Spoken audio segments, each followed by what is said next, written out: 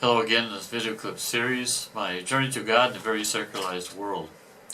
We had just begun in the last video clip talking about a specific exorcism. You can find this in the article, A Damned Priest Warns About Hell. We had already talked about the introduction and also that how it was a woman, she had 27 years old, who was possessed by the devil since she was 14 years old. And she was analyzed by the top psychiatrists they were totally sure that it wasn't natural, could be explained at the level of psychiatry. And so they called in a Catholic exorcist. And so now I will continue with this, and I'd like to talk about now who they found also, by the way, in this exorcism, that there was fallen angels, and also fallen men, among which they found that this woman was possessed by a damned priest who went to hell about 300 years before in France. His name was Verdi Garandru, and also if I pronounce that right in French, Verdi Garandru. And anyway, since 1975, shortly after the possession was established by famous exorcist Father Ernest Fisher, in addition to a number of human angelic demons, damned and demons, Verdi Garandru was also forced to manifest himself. He would have exercised his priestly ministry in the 17th century in a village in the Pyrenees of the Diocese of Tarbes. What we know of his life is known to us by the revelations that he had to make during an exorcism of April 5th, 1978. A few days before, the possessed was plagued by increasing inner anxieties, this woman, about 27 years old. And so it became urgent to bring relief with an exorcism to this reparative soul. When I say reparative soul, that means it was the will of God to be possessed, to offer this suffering for the salvation of other souls. So she was suffering for other souls, even though she was possessed by a demon. This reparative soul suffering for almost 3 decades. She was chosen on April 5th because in that year, 1978, the church celebrated the Annunciation on that date, since March 25th was on Holy Saturday. Experience has shown that the feasts of the Blessed Virgin are particularly auspicious days in the fight against the assaults of the demons and torments.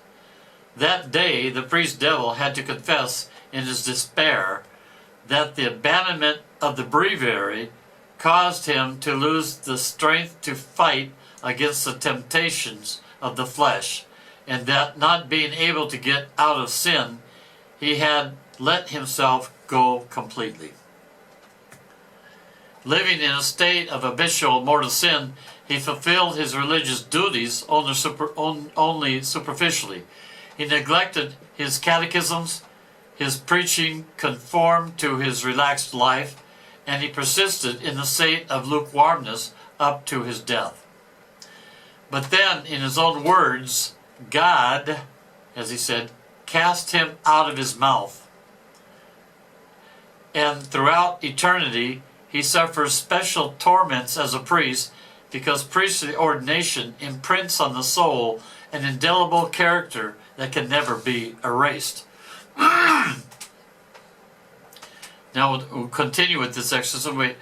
They're talking about human demons. That we can explain this more in this article.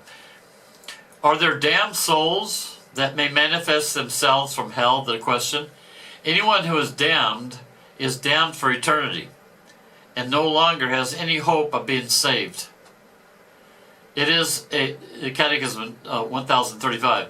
It is a fact affirmed many times in the lives of the saints that not only the souls in purgatory, but also the damned, thus human demons, had to, by permission of God, manifest themselves from the bottom of their terrible torments. The book of G. Pasquale, titled Has No One Returned from the Afterlife, reports numerous manifestations of the damned. Privileged souls and saints have been approached by demons, such as the Holy Cure of Ars, St. Gemma Galgani, the missionary St. Francis of Geromino, 1716. In the life of the latter, who was one of the most powerful personalities of his century, it is noted the following fact. A public sinner called Catherine had often made fun of the sermons of the saint in Naples, where he exercised his ministry, joking about his threats of punishment as well as the belief in hell. One day, she was looking out of her window, holding her lute. Losing her balance, she fell to the street, killed on the spot. The corpse was picked up and placed on a stretcher. As in a flash, it spread throughout the city the news of the accident. It came to the ears of the saint who was preaching. Immediately he stopped and said to those around him, "Let's go see."